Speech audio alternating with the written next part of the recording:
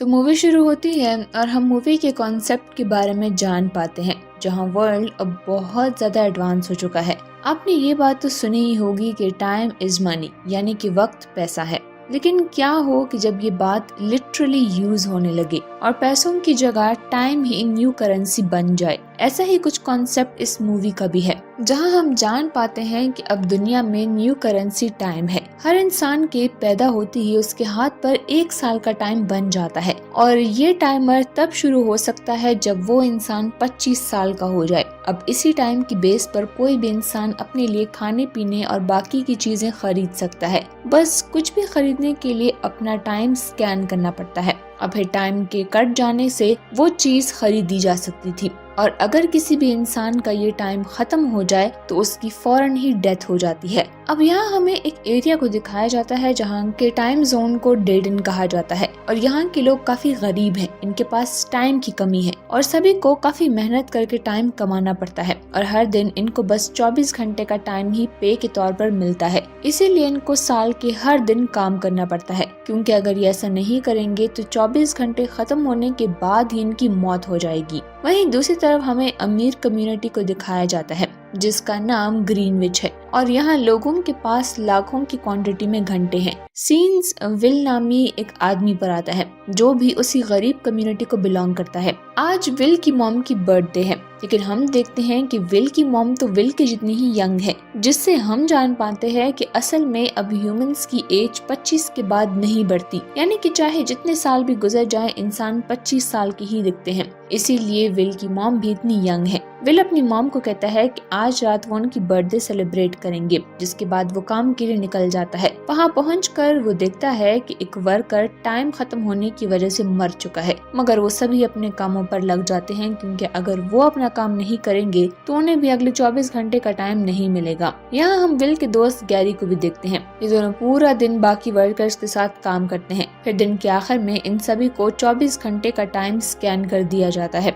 जिसके बाद ये दोनों बार में ड्रिंक करने जाते हैं। वहाँ विल एक आदमी को देखता है जिसके हाथ पर 116 साल का टाइमर था, जिस पर विल हैरान होता है क्योंकि उनका एरिया तो बहुत गरीब था और यहाँ किसी के पास भी इतना ज्यादा टाइम नहीं था। इसीलिए विल उस आदमी को कहता है कि वो यहाँ ध्यान से रहे, क्योंकि उसका टाइम देखकर कोई भी उसे छीनने की कोशिश कर सकता है। मगर वो आदमी विल की बात पर इतना ध्यान नहीं देता और विल गैरी के पास आकर बैठ जाता है। इतने में वहाँ पर कुछ गुंडे आते हैं जो उस आदमी का टाइम चुराने आए थे। वो उसे अपना टाइम स्कैन करने को कहता है, जिस पर के उसका टाइम उसके पास ट्रांसफर हो जाएगा। वो आदमी कहता है कि पहले मैं वॉशरूम जाना चाहता हूँ, जिस पर वो गुंडा अपने आदमी के साथ उसे वॉशरूम भेज देता है। विल ये सब कुछ देख रहा होता है और वो उसे बचाने के लिए जाता है और किसी तरह उसे वहाँ से निकाल कर एक बिल्डिंग में ले जाता है, मगर बाहर गुंडे होने की वजह से वो वहाँ से निकल नहीं पा रहे थे, इसीलिए उन्हें रात वहीं गुजारनी पड़ती है। अब वो दोनों बातें करने लगते हैं। उस आदमी का नाम हेनरी है। हेनरी बताता है कि वो एक बिजनेसमैन हुआ करता था, उसके पास बहुत टाइम था, उसकी एज 100 साल से ज्यादा है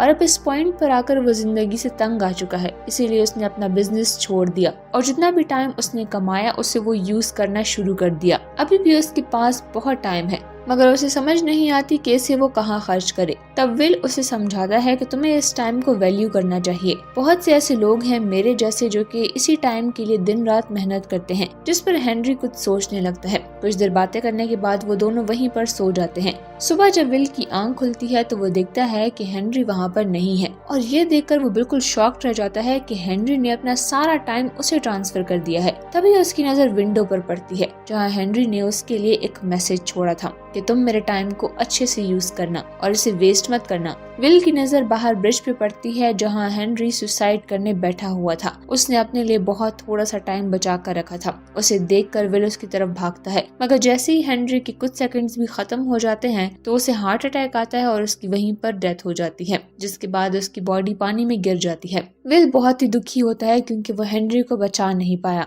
मगर इससे पहले कि ये मर्डर उसके जिम्मे आ जाए वो वहाँ से जाने लगता है। मगर वहाँ के सीसीटीवी कैमरा में ये सब कुछ रिकॉर्ड हो चुका था। विल को समझ नहीं आता कि वो क्या करे, इसीलिए सबसे पहले वो अपने दोस्त गैरी के पास जाता है और उसे सारी बात बता देता है। फिर वो अपने 10 साल उसे ट्रांसफर कर देता है ताकि उसकी जिंदगी भी थोड़ी आसान हो जाए। इसके बाद वो अपनी मॉम से मिलने के लिए निकलता है। वहीं विल की मॉम जब बस में चढ़ती हैं तो बस का किराया अब बढ़ चुका था और विल की मॉम के पास इतना टाइम नहीं था कि वो टिकट खरीद सकें, जिसकी वजह से बस ड्राइवर उसे बस से निकाल देता है। इसीलिए विल की मॉम भागने लगती है ताकि वो विल तक पहुंच सके, क्योंकि अगर उनका टाइम खत्म हो गया तो वो मर जाएंगी। उधर जब बस स्टॉप पर आती है तो विल देखता है कि उसकी मदर उसमें नहीं है। वो समझ जाता है कि कुछ तो गड़बड़ है, इसीलिए वो भी जल्दी से पहले स्टॉप की तरफ भागने लगता है, जहाँ रास्ते में उसे अपनी मॉम नजर आती है जो उसकी तरफ भाग रही होती है। मगर इससे पहले कि वो दोनों एक दूसरे तक पहुंच पाएं, विल की मॉम का टाइम खत्म हो जाता है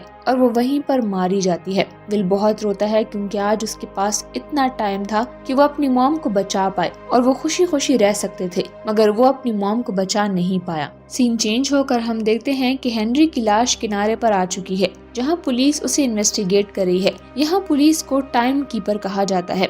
रेवन नाम का एक टाइम कीपर इस केस का इन्वेस्टिगेशन ऑफिसर है, जहां उसकी टीम मेंबर्स को लगता है कि शायद हेनरी को उसके टाइम के लिए किसी ने मार दिया है, जहां वो बोलते हैं कि शायद इसकी डेथ टाइम की कमी की वजह से हुई है। लेकिन यहाँ पर रेवन बोलता है कि नहीं, इसके टाइम को किसी ने चोरी किया है, लेकिन इसकी कोई और वजह भी लग रही थी और वो ये वजह जानना चाहता था। विल एक कार में बैठकर ग्रीनविच जाता है, जहां पहुंचने के लिए उसे बहुत सारे टाइम जोन से निकलना पड़ता है और वो हर जोन पर अपनी स्कैनिंग करवाता है। ग्रीनविच पहुंचकर उसकी नजर एक लड़की पर पड़ती है और फिर वो आगे बढ़ने लगता है और फिर वो एक होटल जाता है, जहां पर ये लड़की उसको वहां भी मिलती है। विल एक रूम बुक करता है और फिर जब वो होटल में लंच कर रहा होता है तो वही लड़की दोबारा से उसके सामने आ जाती है। वो वहाँ की वेट्रेस को 1 हफ्ते की टिप देता है और फिर वो कसिनो के बारे में उससे पूछता है और फिर रात को वो तैयार होकर कसिनो में जाता है। वहाँ एंट्री के लिए उसे अपना 1 साल देना पड़ता है और फिर उसको एक टेबल पर बिठा दिया जाता है, जहाँ पर वो पोकर गेम खेलता है और वहाँ पर उसकी मुलाकात फिलिप नाम के एक बिजनेसमैन से होती है। वो उसके साथ पोकर गेम खेलता है। विल अपना सारा टाइम गेम पर इन्वेस्ट करता है, जिससे वो जीत भी जाता है और फिर वो पूरे 1000 साल जीत जाता है। वहाँ पर होटल वाली लड़की भी आती है जिसका नाम समंथा था और वो इसी फिलिप की बेटी होती है। फिलिप विल को अपने घर होने वाली पार्टी पर इनवाइट करता है। नेक्स्ट डे वो एक महंगी कार लेकर फिलिप के घर पार्टी में जाता है, जहाँ पर वो फिलिप की मदर इन लॉ, वाइफ और बेटी से मिलता है, जो कि दिखने में एक ही उम्र की थी, लेकिन रियलिटी में उनकी एज डिफरेंट थी। पार्टी में समंथा विल को अपने साथ डांस करने को बोलती है। वो लोग डांस करते हैं और फिर विल उसको अपने साथ बाहर कहीं ले जाता है। दूसरी तरफ टाइम कीपर को विल का फिलिप के घर जाने की सीसीटीवी फुटेज मिल जाती है और उसे विल के बारे में भी पता चल जाता है। समंथा का घर बीच के साइड पर था, इसीलिए फिलिप उसे स्विम करने को बोलता है। दोनों ही सी में स्विम कर रहे थे। वहीं पर समंथा का बॉडीगार्ड उसे आवाज लगाता है। दोनों वापस से अपने कपड़े पहनकर पार्टी में आते हैं और फिलिप को उनका समंदर में नहाने का पता ही नहीं चलता। पार्टी में रेवन आ जाता है और वो विल को अपने साथ एक रूम में ले जाता है और उससे हेनरी की मौत की वजह पूछता है। विल बोलता है कि उसने ये टाइम गेम से जीता है और हेनरी ने मरने से पहले अपना सारा टाइम मुझे दिया था। रेवन उसका सारा टाइम एक कैप्सूल में स्टोर करता है और उसे अरेस्ट करने का बोलता है, जहाँ पर विल उन टाइम कीपर्स को मार कर नीचे आता है और समंथा को पकड़ कर कैदी बना लेता है। वो समंथा को अपने साथ बाहर गाड़ी में लेकर जाता है और उसको किडनैप करके वहाँ से चला जाता है। रेवन भी उसके पीछे आता है, लेकिन विल उससे खुद को छुपा लेता है और आगे निकल जाता है। आगे जाते हुए वो लोग डेडन पहुंचते हैं, लेकिन वहाँ पर पुलिस ने अपना जाल बिछाया होता है, जिससे विल की कार का एक्सीडेंट होता है और वो दोनों ही बेहोश हो जाते हैं। फिर वहाँ पर डेडन के लोग भी आ जाते हैं, जो कि समंथा के सारे टाइम को चुरा लेते हैं और जब उसकी आंख खुलती है तो उसके पास सिर्फ 32 मिनट थे। विल उसे जल्दी से अपने साथ गैरी के घर ले जाता है, जहाँ गैरी की वाइफ उसे बोलती है कि गैरी ने अपना सारा टाइम शराब पर वेस्ट कर दिया, जिससे कि उसका टाइम खत्म हो गया और उसकी डेथ हो गई। विल अब समंथा की डायमंड रिंग उससे लेता है और उसे बेच देता है और जिससे उसे 48 आवर्स मिल जाते हैं और अब वो समंथा पर गन पॉइंट करके उसे कॉल स्टेशन पर ले जाता है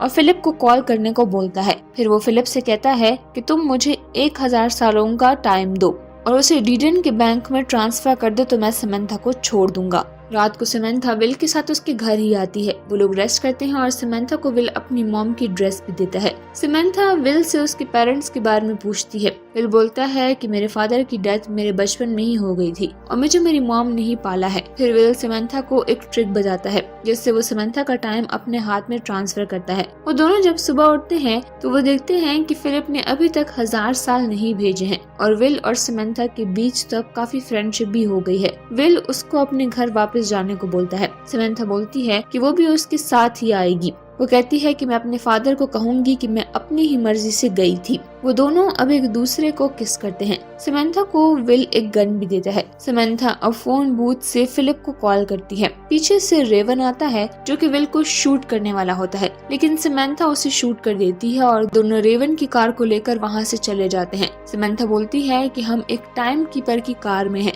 जिससे कि बाकी के टाइम कीपर हमें पहचान सकते हैं। वो बोलती है कि हमें एक दूसरी कार में जाना होगा और वो दोनों एक कार को लूटते हैं और फिर उसमें बैठी एक लेडी से उसका टाइम भी चुरा कर वहाँ से निकल जाते हैं। जिसके बाद वो एक खामोश जगह पर आते हैं और टीवी में एक न्यूज देखते हैं। विल को अब पुलिस ढूंढ रही होती है। वो दोनों कार में एक दूसरे को किस करते हैं और अच्छा टाइम स्पेंड करते हैं। रेवन अब फिलिप के पास आता है और उसे बोलता है कि अब उसे समंथा को भी किडनैप करना होगा क्योंकि उसने एक टाइम कीपर पर गोली चलाई थी। विल समंथा को गन चलाना सिखाता है। विल के पास अब टाइम की कमी थी तो समंथा उसे बोलती है कि मेरे पास एक रास्ता है। उसके बाद वो दोनों ही बैंक में चले जाते हैं। वो दोनों एक ट्रक में बैठते हैं। ये बैंक समंथा के फादर का ही था। वो दोनों ट्रक में बैठते हुए एक बैंक में आ जाते हैं और वहाँ से बहुत सारे टाइम कैप्सूल चुरा लेते हैं। विल वहाँ पर दूसरे लोगों को भी मुफ्त में टाइम देने को बोलता है। वो अपना बहुत सारा टाइम गरीबों को दे देता है, लेकिन इतना सारा टाइम आने के बाद डीडन में क्राइम भी बढ़ जाता है। रात में विल और समंथा एक होटल में होते हैं।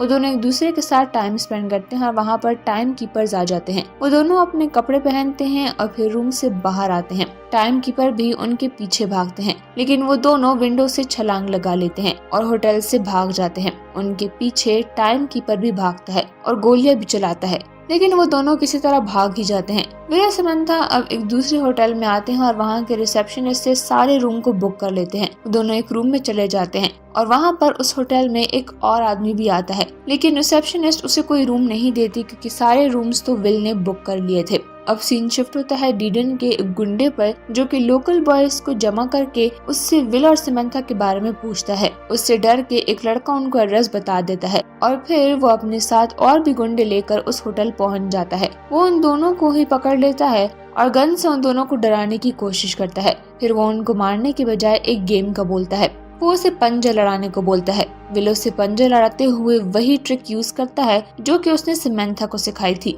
जिससे उस गुंडे का ध्यान अपने टाइम पर चला जाता है और विल इसी का फायदा उठाकर अपनी गन से उसके बाकी सभी लोगों को मार देता है और वो लोग वहाँ से भाग आते हैं। रात वो दोनों एक बिल्डिंग की छत पर गुजारते हैं। नेक्स्ट डे समंथा अपने फादर के पास आती है गन के साथ और इसीलिए सभी लोग समंथा पर गन पॉइंट करते हैं। सबका ध्यान समंथा पर होता है, जिससे कि विल पीछे से आता है और वो फिलिप पे गन पॉइंट करता है। वो फिर उसको फिलिप के रूम में लेकर जाता है और समंथा उनसे उसके रूम के लॉकर का पूछती है। फिर वो वहाँ से एक टाइम कैप्सूल ले लेते हैं जो कि 1 मिलियन ईयर्स का होता है। वो दोनों इस कैप्सूल को दोबारा से डीडन ले आते हैं और रास्ते में जाते हुए टाइम कीपर उनको देख लेता है। वो उनके पीछे जाने लगता है। विल अपनी कार की स्पीड को तेज करता है और बहुत सारे टाइम जोन्स को क्रॉस करते हुए आगे जाता है और डीडन पहुंच जाता है, लेकिन रेवन अपनी कार को उसकी कार के साथ क्रैश कर देता है। विल कार से बाहर आता है और वो कैप्सूल एक छोटी सी बच्ची को दे देता है जो कि उस कैप्सूल को डीडन के बैंक में ले जाती है। रेमन भी कार से आने के बाद विल को गन पॉइंट पर लेता है, लेकिन तभी वहाँ पर बैंक सभी लोगों में टाइम को बांट देता है, जिससे कि वहाँ पर रश हो जाती है और वो दोनों मौके का फायदा उठाकर वहाँ से निकल जाते हैं। रेमन भी उनके पीछे आता है और उन दोनों को सरेंडर होने का बोलता है। तो विल कहता है कि क्या तुम्हारे पास इतना टाइम है कि तुम हमें अरेस्ट कर सको, जिस पर कि रेवन अपना टाइम देखता है और उसके पास अब कुछ ही सेकंड्स थे। इससे पहले कि वो कुछ कर पाता उसका टाइम खत्म हो जाता है और वो वहीं पर मारा जाता है। अब विल के पास भी बस कुछ ही टाइम होता है। समंथा उसको अपना टाइम देती है ताकि वो बच जाए, लेकिन यहाँ पर विल को एक आइडिया आता है। वो रेवन की कार की तरफ भागते हैं क्योंकि उसकी कार में टाइम कैप्सूल थी जिससे कि वो दोनों ही बच सकते थे। दोनों ही कार की तरफ भागते हैं। विल कार तक पहुंच जाता है और अपने टाइमर में टाइम फिल कर देता है। समंथा पीछे रह गई थी और अब उसके पास सिर्फ 5 सेकंड्स ही रहते थे। विल फौरन से भागकर उस तक टाइम को ट्रांसफर कर देता है और उसकी जान बचा लेता है। फिर वो दोनों एक दूसरे को हक करते हैं। टीरियन में विल के टाइम डिस्ट्रीब्यूशन की वजह से वहाँ के लोगों में बहुत सारी चेंजेस आ गई थी और सब लोग बहुत ही खुश रहने लगे थे और अपनी जॉब भी उन्होंने छोड़ दी थी, क्योंकि उनकी टाइम की जरूरत अब विल और समंथा ने पूरी कर ली थी। टाइम कीपर्स भी उनको पकड़ने से पीछे हो जाते हैं। अब लास्ट में ये दोनों गन पकड़े एक बैंक में आते हैं। विल और समंथा अब बैंक्स को लूटते हैं और इसी के साथ ये मूवी यहीं पर एंड हो जाती है।